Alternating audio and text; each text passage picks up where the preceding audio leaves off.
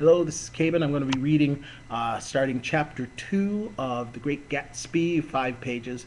And to summarize the last chapter, Nick Carraway had just visited Daisy and Tom Buchanan, met Jordan Baker for the first time. He knew Daisy because he's Daisy's cousin, knew Nick from New Haven.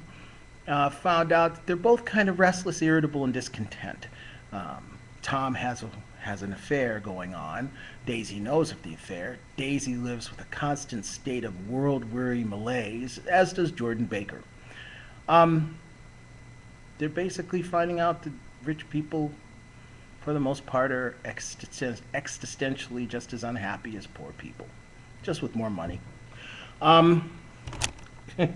And so Nick also traveled back to his little cardboard bungalow at $80 a month and saw the figure of Jay Gatsby for the second time. And he was about to say hello to Jay because I guess Jay was kind of on his territory or really close to the house where Nick was living.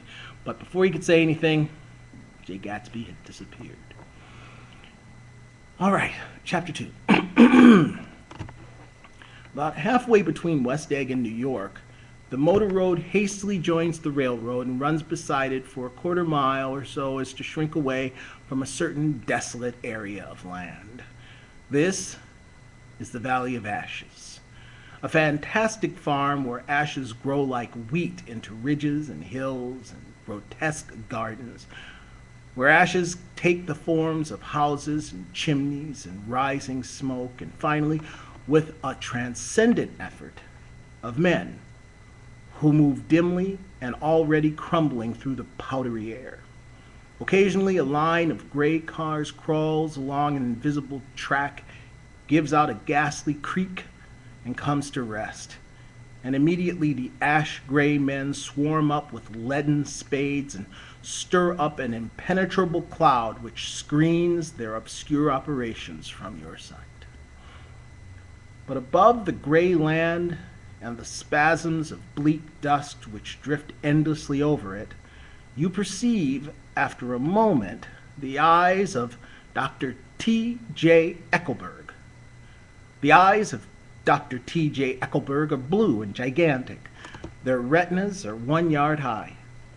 They look out of no face, but instead from a pair of enormous yellow spectacles which pass over a non-existent nose.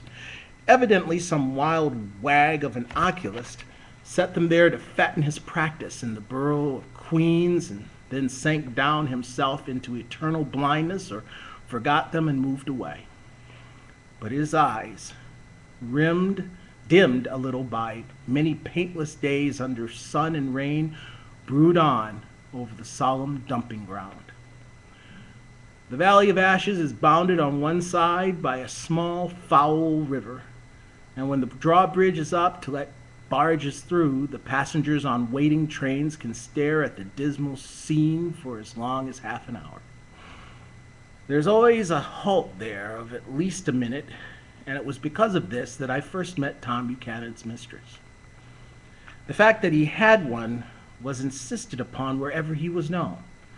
His acquaintances resented the fact that he turned up in popular restaurants with her, leaving her at a table, sauntering and chatting with whomsoever he knew.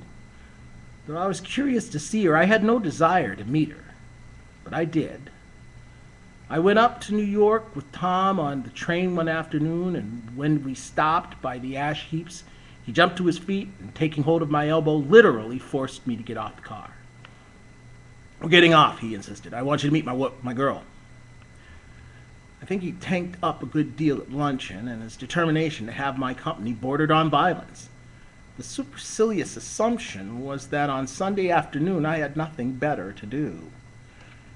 I followed him over a low, whitewashed railroad fence, and we walked back 100 yards along the road under Dr. Eckelberg's persistent stare.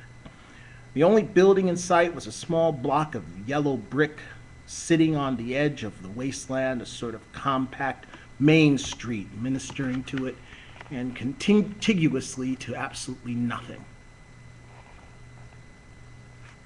I hate that I just read. I'm going to read that again. I followed him over a low, whitewashed railroad fence, and we walked back 100 yards along the road under Dr. Eckelberg's persistent stare.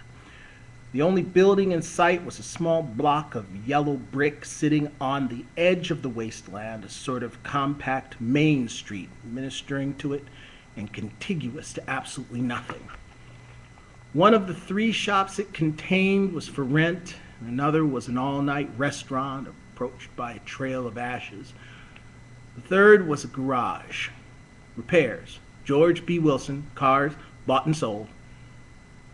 And I followed Tom inside. The interior was unprosperous and bare. The only car visible was the dust-covered wreck of a Ford which crouched in a dim corner. It had occurred to me that this shadow of a garage must be a blind, and that sumptuous and romantic apartments were concealed overhead when the proprietor himself appeared in the door of an office, wiping his hands on a piece of waste. He was a blond, spiritless man, anemic and faintly handsome. When he saw us, a damp gleam of hope sprang into his light blue eyes. "Hello, Wilson, old man," said Tom, slapping him jovially on the shoulder. "How's business?" "I can't complain," answered Wilson unconvincingly. "When are you going to sell me that car?" "Next week. I got my man working on it now." "He works pretty slow, don't he?" "No, he doesn't," said Tom coldly. "And if you feel that way about it, maybe I should sell it somewhere else after all." I don't mean that," explained Wilson quickly. "I just meant—" His voice faded off, and Tom glanced impatiently around the garage. Then I heard footsteps on the stairs, and in a moment a thickish figure of a woman blocked out the light from the office door. She was in the middle 30s and faintly stout, but she carried her surplus flesh sensuously, as some women can. Her face, above a spotted dress of dark blue crepe de chine, contained no facet or gleam of beauty, but there was an immediately perceptible vitality about her, as if the nerves of her body were continually smoldering. She smiled slowly, and walking through her husband as if he were a ghost, shook hands with Tom, looking him flush in the eye. Then she wet her lips and, without turning around, spoke to her husband in a soft, coarse voice. "Get some chairs, why don't you, so somebody can sit down?" "Oh, sure," agreed Wilson hurriedly, and went toward the little office, mingling immediately with the cement color of the walls.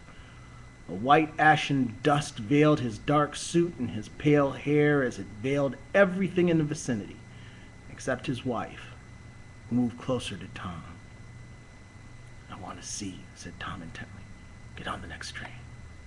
"All right. I'll meet you by the newsstand on the lower level." She nodded and moved away from him just as George Wilson emerged with 2 chairs from the office door. We waited for her down the road and out of sight. It was a few days before the 4th of July, and a gray, scrawny Italian child was setting torpedoes in a row along the railroad track. "Terrible place, isn't it?" said Tom, exchanging a frown with Dr. Eckelberg. "Awful. Does her good to get away." Doesn't her husband object? "Wilson? He thinks she goes to see her sister in New York. He's so dumb he doesn't know he's alive." So, Tom Buchanan and his girl and I went up together to New York, or not quite together, for Mrs. Wilson sat discreetly in another car. Tom deferred that much to the sensibilities of those East Eggers who might be on the train.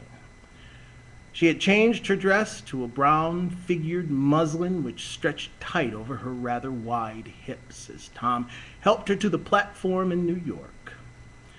At the newsstand, she bought a copy of Town Tattle and a moving picture magazine, and in the station drugstore some cold cream and a small flask of perfume. Upstairs in the solemn, echoing drive, she let 4 taxicabs drive away before she selected a new one, lavender-colored with gray upholstery, and in this we slid out from the mass of the station into the glowing sunshine. But immediately she turned sharply from the window and, leaning forward, tapped on the front glass. "I want to get one of those dogs," she said earnestly. "I want to get one for the apartment. They're nice to have, a dog." We backed up to a gray old man who bore an absurd resemblance to John D. Rockefeller. In a basket swung from his neck cowered a dozen very recent puppies of an indeterminate breed. "What kind are they?" asked Mrs. Wilson eagerly as he came to the taxi window. "All kinds. What do you want, lady?" "I'd like to get one of those police dogs. I suppose you haven't got one of those type." The man peered doubtfully into the basket, plunged in his hand, and drew up one, wriggling by the back of the neck. "That's no police dog," said Tom. "No, it's not exactly a police dog," said the man with disappointment in his voice. "It's more of an Airedale." He passed his hand over the brown wash rag of the back. "Look at that coat. Some coat. That dog will never bother you with catching cold." "I think it's cute," said Mrs. Wilson enthusiastically. "How much is it?" "That dog?" He looked at it admiringly. "That dog will cost you $10. The Airedale, undoubtedly there was Airedale concerned in it somewhere, though its feet were startlingly white, changed hands and settled down into Mrs. Wilson's lap, where she fondled the weatherproof coat with rapture. "Is it a boy or girl dog?" she asked delicately. "That dog? That's a boy dog."